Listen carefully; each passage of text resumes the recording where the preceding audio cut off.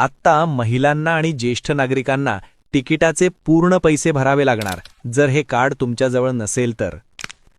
नमस्कार मित्रांनो, आज आपण जाणून घेणार आहोत MSRTCचं नवीन NCMC कार्डबद्दल.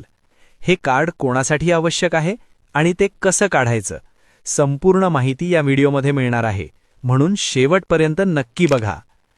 Maharashtra state road transport corporation म्हणजेच MSRTCने आता प्रवाशांसाठी नॅशनल कॉमन मोबिलिटी कार्ड म्हणजेच NCMC कार्ड सुरू केले आहे. हे एक smart tap and go kart आहे. बसमध्ये तिकीट घेताना फक्त मशीनवर कार्ड टॅप केलं की तिकीट तयार.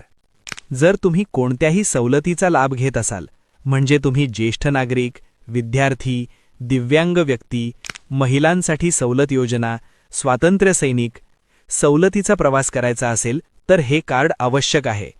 कार्डची किंमत साधारण 199 रुपये आहे. जुने स्मार्ट कार्ड बदलल्यास 149 रुपये लागू शकतात. किमान बॅलन्स 100 रुपये ठेवणे आवश्यक आहे. रिचार्ज 50च्या पटीत करता येतो. हे कार्ड तुम्ही जवळच्या ST बस डेपोमध्ये जाऊन काढू शकता.